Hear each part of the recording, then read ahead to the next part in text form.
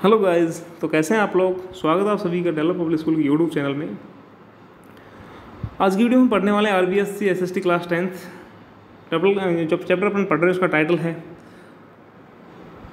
India during the struggle period 1206 AD to 1757 AD। 1206 से 1757 का जो समय रहा, इस दरमियान पूरे के पूरे समय को क्या माना गया भारत के लिए, इसको माना गया संघर्षकालीन समय माना गया। संघर्षकालीन भारत इसको बोला गया। इससे पहले हमने जो पढ़ा वो पढ़ा हमने स्वर्णिम भारत पढ़ा। वो संघर्षकालीन भारत क्यों बोला गया, क्योंकि जो विदेशी जो ताकतवर थे, हमलावर थे, उन्होंने हमले किए भारत के ऊपर। भारत को जो एक तरीके से सोने की चिड़िया कहलाता था, लिटरली वर्ड्स में हम बात करें, इतने ज़्यादा रिसोर्सेज अवेलेबल थे भारत के अंदर कि भारत को सोने की चिड़िया पुकारा जाता था।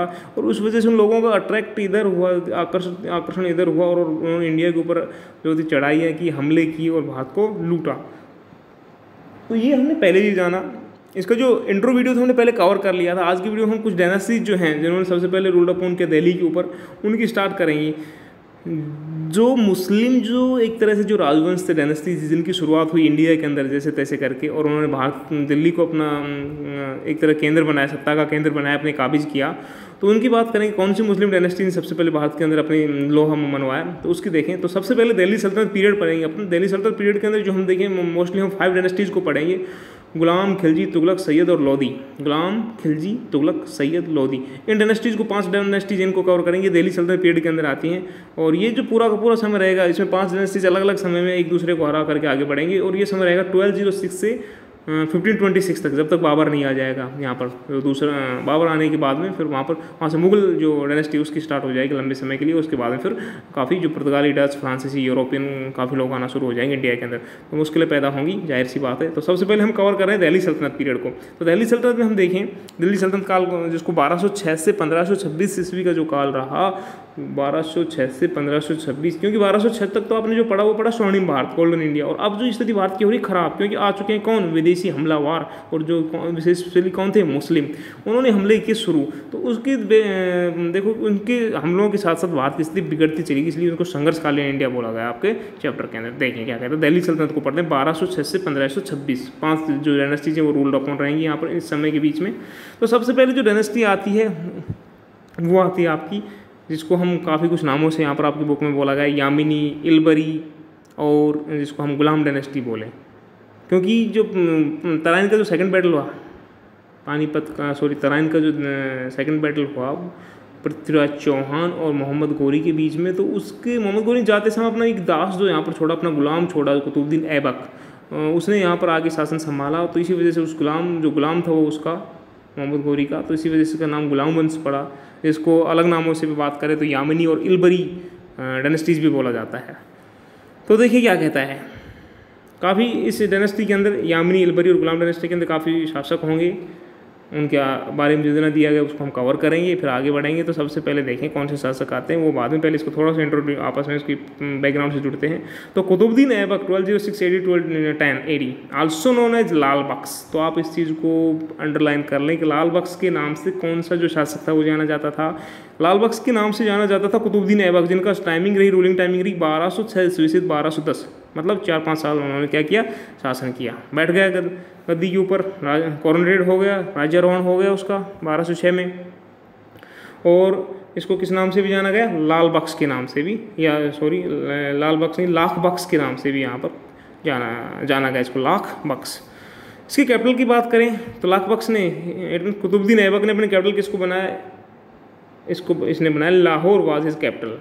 देखो आप थोड़ा सा अमेज ना हो, क्योंकि उस ज़माने में जो लाहौर वाला जो पार्ट है, या पूरा जो हम पाकिस्तान की बात करें, वो इंडिया का एक पार्ट हुआ करता। तो ये तो बटेंगे जाकर के 1947 में, जब पाकिस्तान भारत से अलग हो जाएगा, जब पाकिस्तान नाम से जाना जाएगा। नहीं, इससे पहले तो ये सब सारा का सारा किसका पार्ट है, इंडिया का। तो लाहौर क्या हुआ करती, उस ज़माने में इसकी क्या हुआ, राजधानी हुआ करती थी। ओके स्टूडेंट्स, और आगे हम बात करें इनके जो कोर्ट के अंदर हम देखें तो जो Hasan Nizami was sheltered in his court, Aibak build the first floor of Qutub Minar, the rest was completed by Iltutmish. देखो यहाँ पर कुछ मेन बातें दी गई हैं, उनको अंडरलाइन करते चलना आप अपनी बुक में। ये देखो इसके दरबार में सबसे पहले तो किसके दरबार में, कुतुबुद्दीन ऐबक के दरबार में कौन रहते थे, हसन निजामी। और कुतुब मीनार जो बनवाई गई उसकी पहली मंजिल किसके द्वारा बनवाई गई, फर्स्ट जो स्टोरी थी वो किसके द्वारा कंप्लीट कर, कुतुबुद्दीन ऐबक के द्वारा। कुतुब मीनार की शुरुआत की कुतुबुद्दीन ऐबक ने, और जो बचा हुआ जो रेस्ट पार्ट था पूरी कुतुब मीनार का जो शेष भाग था वो पूरा किसने करवाया, इल्तुतमिश ने पूरा करवाया। ध्यान रखें, जीके क्वेश्चन बनते हैं, पढ़े होंगे, एग्जाम जो कॉम्पिटिटिव एग्जाम देंगे उनमें भी काम आएंगे। तो कुतुब मीनार की नींव किसके द्वारा डाली गई, कुतुबुद्दीन ऐबक, और बची हुई कुतुब मीनार को पूरा किसने करवाया, इल्तुतमिश ने पूरा करवाया। और जो फेमस जो सूफी जो संत हुए ख्वाजा कुतुबुद्दीन बख्तियार काकी की जो याद हम बोले जिनकी मेमोरी के अंदर, यहाँ पर जो हम एक तरह से जो संत हैं ख्वाजा कुतुबुद्दीन बख्तियार काकी, उनकी याद में कहता है एक मेमोरी में उनकी याद में क्या बनवाया गया, कुतुब मीनार का निर्माण करवाया गया। तो कुतुब मीनार का नाम कुतुब मीनार कैसे पड़ा, कुतुबुद्दीन बख्तियार काकी के काकी के नाम पर पड़ा। और आगे हम बात करें, देखिए क्या कहता है, this has been mentioned in the contemporary Islamic literature. Aibak died in 1210 AD after falling down from a horse while playing Choghan polo। और देखो आगे से क्या कहता है कि कुतुब मीनार का निर्माण हो गया, कुतुबुद्दीन ऐबक ने पहली शुरुआत की, बचा जो हिस्सा था वो इल्तुतमिश ने पूरा करवाया, और कुतुब मीनार का नाम कुतुबुद्दीन बख्तियार काकी के नाम पर पड़ा। और इस्लामिक साहित्य में ये बातें किस में मिलती है, उस ज़माने की जो कॉन्टेम्प्रेरी इस्लामिक लिटरेचर, इस्लामिक साहित्य, उसमें मिलती है बातें। और सन बात करें 1210 में चौगान, जिसको पोलो भी बोला जाता है, कि गेम है चौगान या पोलो खेलते समय घोड़े से गिरकर ऐबक की क्या हो जाती है, मौत हो जाती है। अब जो नेक्स्ट रूलर आएंगे इसी डायनेस्टी की, कौन सी डायनेस्टी की, यामई इल्बरिया, जिसको गुलाम डायनेस्टी मेनली हम क्या बोल सकते हैं, गुलाम डायनेस्टी बोले। इसी की जो नेक्स्ट रूलर आएंगे वो होंगे इल्तुतमिश, जैसा कि ऊपर पैरा में नाम भी आया, जिसने कुतुबुद्दीन को बचे हुए हिस्से को पूरा करवाया था, रेस्ट पार्ट को कंप्लीट करवाया था। तो इल्तुतमिश की जो टाइमिंग रहेगी, जैसे ही कुतुबुद्दीन ऐबक मरते हैं 1210 में, उनके बाद में आते हैं कौन, इल्तुतमिश, इनकी टाइमिंग रहेगी 1210 से 1236 ईस्वी तक। तो इसमें देखिए क्या कहता है, इल्तुतमिश ने 1210 से 1236 में क्या कुछ किया गुलाम वंश को लेकर के। ये हम बात करें, he was the son in law of successor of Aibak, यह है ऐबक का दामाद और उसका सक्सेसर था, उत्तराधिकारी, मतलब उसके मरने के बाद राजगद्दी को इसी ने संभाला। He can be hailed as the real organiser of Muslim empire. इसलिए एक मेन बात जो आपके लिए आती है वो अंडरलाइन का जरूर करें, इसे मुस्लिम साम्राज्य का वास्तविक संगठनकर्ता माना जा सकता है। एक तरीके से हम बोले तो he can be hailed as the real organiser of Muslim empire. Okay, आगे मूव करते, देखिए क्या कहता है, Iltutmish conquered Ranthambore in 1226 AD।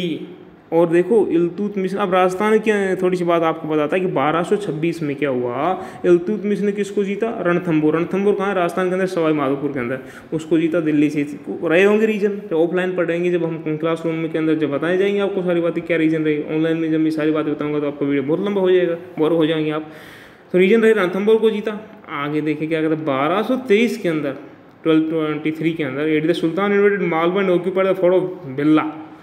कहता है 1223 में सुल्तान ने मालवा पर आक्रमण कर भिल्ला के दुर्ग को जीत लिया, और ग्वालियर और जालौर पर भी क्या कर लिया, एक तरह से ऑक्यूपाई कर लिया, अधिकार हो गया।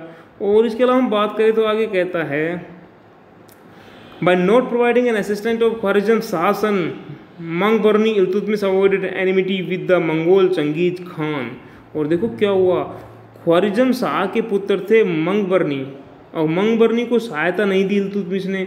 अब सहायता नहीं देकर इल्तुतमिश ने क्या किया, मंगोल जो था चंगेज खां से दुश्मनी मोल नहीं ली। अगर उसकी सहायता कर देता चंगेज खां से दुश्मनी हो जाती, तो इसने दुश्मनी मोल बिल्कुल भी नहीं ली। अब इल्तुतमिश का सहसा समय समाप्त होता है 1236 में। अब आती है 1236 के अंदर कौन, Razia Sultan. Razia Sultan became the next ruler of Ghulam dynasty. इसको कवर करेंगे हम, देखिए क्या कहता है। और इनकी टाइमिंग रही 1236 से 1240 तक। तो देखो 3-4 साल 5 साल जो भी इन्होंने शासन किया। रजिया सुल्तान पहली मुस्लिम महिला थी, या हम बात करें दिल्ली सल्तनत पीरियड के अंदर पहली महिला थी जिसने राजगद्दी संभाली, इससे पहले पूर्व संभाल रहे थे। ओके क्लियर, आगे बढ़ते देखिए क्या कहता है। After the assassinations of Ruknuddin Firoz Shah, Iltutmish daughter Razia became the sultan. और रुकनुद्दीन फिरोज शाह की हत्या के बाद इल्तुतमिश की पुत्री कौन, रजिया सुल्तान बनी। कौन बनी, इल्तुतमिश की बेटी थी ये। और इल्तुतमिश की बेटी ने पहली बार किसी महिला ने दिल्ली सल्तनत पीरियड में क्या संभाली, राजगद्दी संभाली।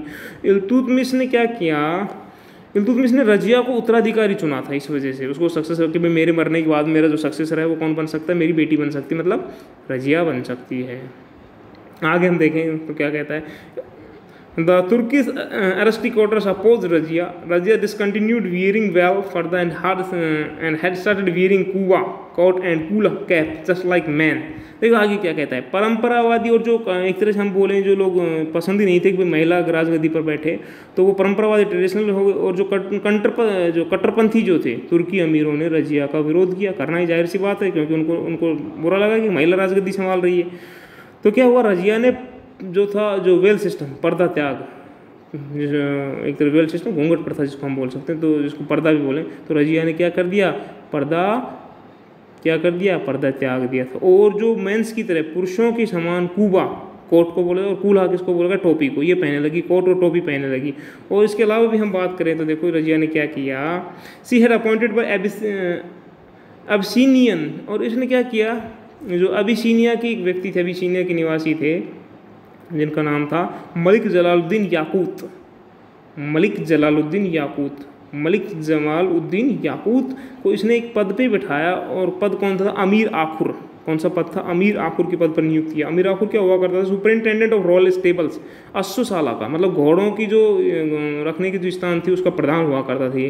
तो ये कई बार वन लाइनर क्वेश्चन बन जाता है, और एक नंबर का क्वेश्चन आ जाता है कि जो दिल्ली सल्तनत पीरियड के अंदर गुलाम वंश के अंदर हम अमीर आखुर से क्या समझते हैं, अमीर आखुर किस प्रकार की पोस्ट थी, तो ये कैसी अश्वशाला का, घोड़ों की जो रखने की जगह थी उसका क्या जो चीफ हुआ करता था उसको बोला जाता था। और उस पर किसी नियुक्त किया रजिया के थ्रू, वो किया मलिक जमालुद्दीन याकूत को। ओके, आगे मूव करते हैं। देखिए, due to this the Turkish aristocrats got annoyed during the campaign of quelling the revolt by the ruler of Sir Hind Yaqut was assassinated। और देखो आगे क्या हो, बुरा हाल ये होता है कि भाई अब जाहिर सी बात है, जब उसको अश्वशाला का स्टेबल का वो बना दिया, सुपरिटेंडेंट बना दिया, तो काफ़ी लोग जिससे जो तुर्क थे वो अमीर नाराज़ हो गए, और सरहिंद के शासक के विद्रोह को शांत करने के जो कैंपेन चला, उस कैंपेन में याकूत की क्या कर दी गई, हत्या कर दी गई, उसको मार दिया गया। बाद में रजिया ने क्या किया स्टूडेंट्स, बाद में रजिया ने अल्तुनिया से विवाह कर लिया, और 1240 में उन दोनों को भी फिर मार डाला, अल्तुनिया को और रजिया को मार डाला गया। और इस तरीके से फिर 1200 आगे हम बात करें, मैं आपको बता दूँ 1240 से 1242 के बाद में इसके जो और छोटे भाई वगैरह होंगे, बैराम शाह, फिर मसूद शाह, ये काफ़ी लोग नसरुद्दीन महमूद, इन्होंने सत्ता संभाली है, लेकिन ये सारे अनसक्सेसफुल रहे, अयोग्य थे, एक तरीके से सफल नहीं हो पाए, और इस तरह से ये लोग ख़त्म हो गए। और नासरुद्दीन महमूद के पीछे वास्तविक जो बल था वो गयासुद्दीन बलबल का था। ये और उनके बाद में जो नेक्स्ट रूलर आएगा वो आएगा बलबन, वो काफ़ी मेन रहेगा इसी डायनेस्टी का, तो उसको पढ़ेंगे हम कल। आज की वीडियो में इतना ही, जुड़े रहिए हमारे साथ में, अपने सेहत का ख्याल रखिए, कीप लर्निंग, स्टे कनेक्टेड। मिलते हैं कल आपसे एक नई वीडियो में, तब तक के लिए गुड बाय।